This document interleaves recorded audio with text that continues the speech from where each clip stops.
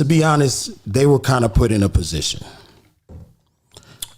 Who's they? Joe and Royce. Okay. They didn't know that this album was coming out.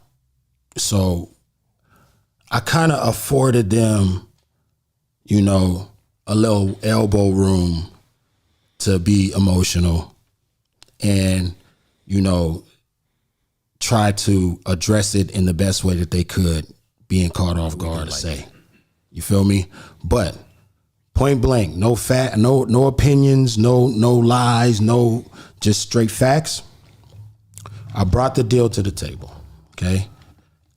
I told the guys I need to get on a phone call with all of them. I couldn't get in contact with Joe. Because Joe said he never actually saw a deal, right? Joe never called me.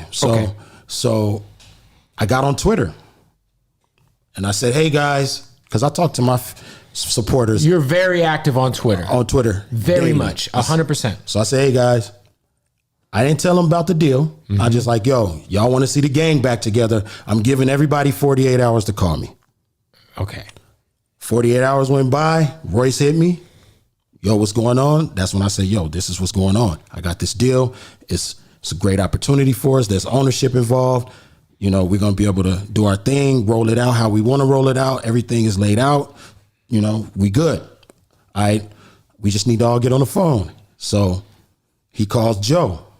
All right. So Joe, I don't want to do it. Okay. Joe calls Joel. Man, what's Crook doing on Twitter? He got everybody telling me to call him. Yeah, right. Well, he got this deal, Joe, and yada, yada, yada. Well, I don't want to do the deal, and I don't want to be the one to shit on Crook right now about this deal. So I'm going to think about it, but I'm going to call Crook in a couple hours. And then this was relayed to you from Royce. From Joel, told me that to expect a call from Joe in an hour. Okay. And he was going to tell me why he didn't want to do the deal.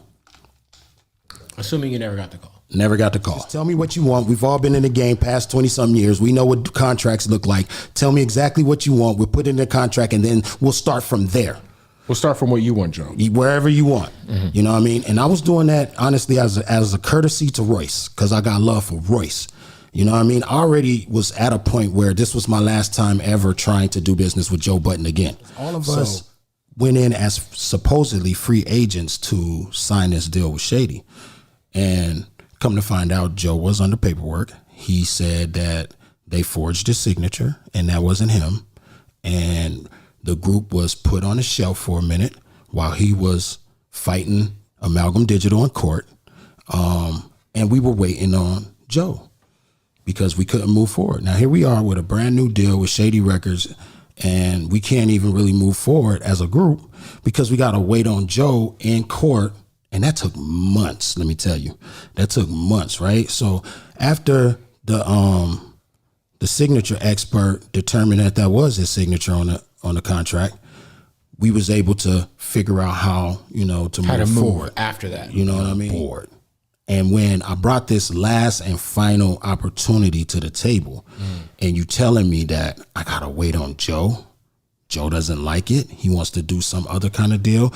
Well, what kind of deal does Joe want to do? Because all of a sudden, there's deals that he wants to do, but for 10 years, there's been nothing. It's been crickets. But now that I have this, now he wants to do another kind of deal. And it's like, okay, well, what kind of deal does he want to do? He wants to finance it. That's what I heard them talking about when I did catch a piece of the live. He wanted to finance it. He's like, yo, it takes a lot of trust to go into that type of business with somebody. You know what I'm saying? You got to have, like, if we would have to all four finance it, one. It could never be just one person. One person. And that one person could definitely not be Mr. Joe Budden. I'm sorry. You know, he don't have that type of credit with me when it comes to the business. You know what I'm saying? Now, I'm just speaking on Slaughterhouse business. Mm-hmm. He doesn't have the credit with me for me to say, oh yeah, cool, you can finance it, Joe. That's not gonna work. So yo, it's Big Ant, man. We back, another edition of Urban Politicians TV, UPTV. Make sure you stay on your pivot at all times, man. We ain't cutting a little bit outside, but we still got to get the job done, man. King Crooked went onto the Bootleg Kill podcast, and I'm going to have the links in the description where y'all can check out that whole episode. Joseph, man. It's like dog record just keep coming out, and we seeing things in real time, hearing things in past time. When King Crooked said his history with Joe Budden is why he couldn't do business with him. He can't see himself letting Joe Budden finance a project because the way he's moved before. He gave other stories on here, but he spoke a lot about how, hey, Joe told us he wasn't signed to any labels. He let the people believe that, said his signature was forged, and that held up Slaughterhouse. He said every time they would try to get on the phone and talk about working, Joe Budden would be opposing it, making it difficult, saying, hey, man, I got this going on. Hey, I got pool parties this summer. All right, well, wait, man, we'll push it back to September. Joe Budden be like, oh, man, I still don't want to do it. Just would not want to get on board and work, make everything work.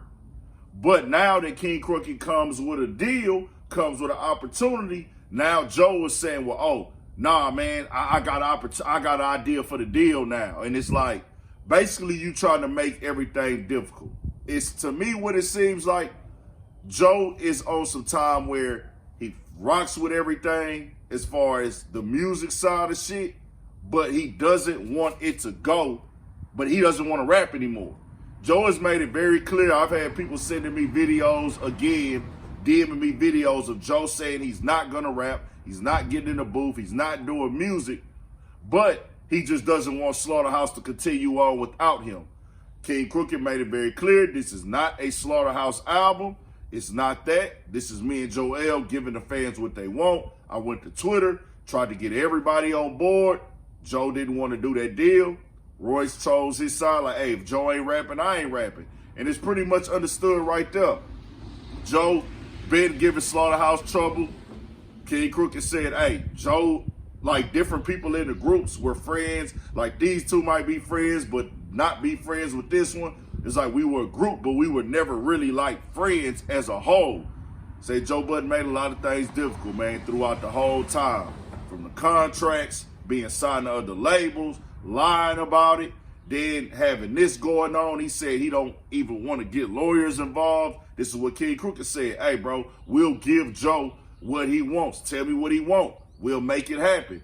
Joe Budden still wouldn't give a reply. So, hey, bro, them niggas did the decision to move forward. Like, hey, bro, we not finna sit up here and wait on you because you've been holding up this Slaughterhouse shit since day one. You've been making shit difficult from day one. And he broke all that shit down, even with the Shady stuff. Like, hey, bro, we on Shady. He going on Everyday Struggle. This is Shady. Doing this and saying all this about Slim Shady and everything else. And it's like, damn, bro, like, you just making everything fucking difficult. And the people have been wanting this music. Why not give it to them? From a rap hip-hop core, I do understand where, hey, if it's not a full group project, if it's two people and not all four, I do get that side of it.